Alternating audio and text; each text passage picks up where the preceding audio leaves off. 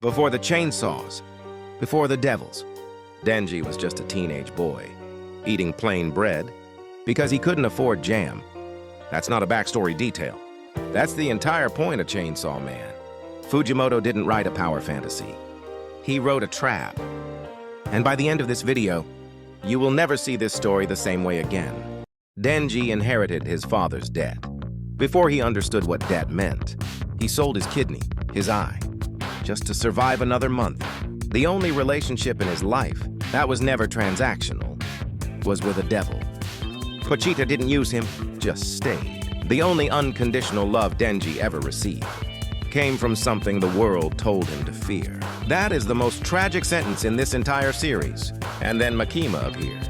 She fed him, spoke to him like a person, showed him kindness for the first time in his life. And Denji, who had never once been treated like a human being, gave her everything, immediately. But look at what Makima actually said.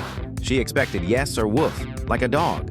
And Denji laughed, because he was so desperate for someone to care, that he mistook being owned for being loved. That distinction is the entire architecture of this story. Denji's dreams are not heroic. He doesn't want to save the world. He wants toast with jam, a girlfriend, a warm bed, the smallest possible human desires, the baseline of what every person deserves.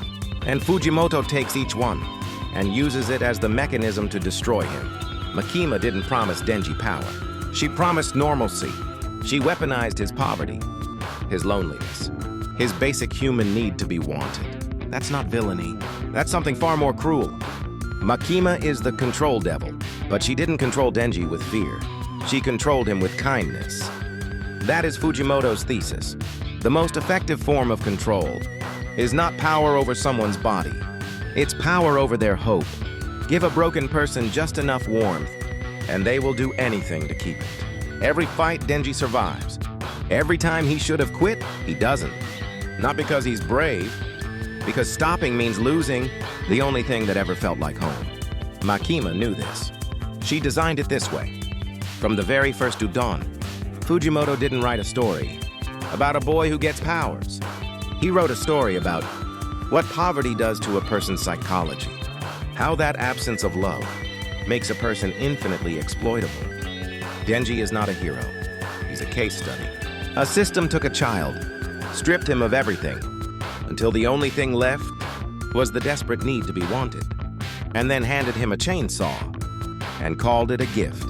And that is the darkest truth Chainsaw Man ever tells.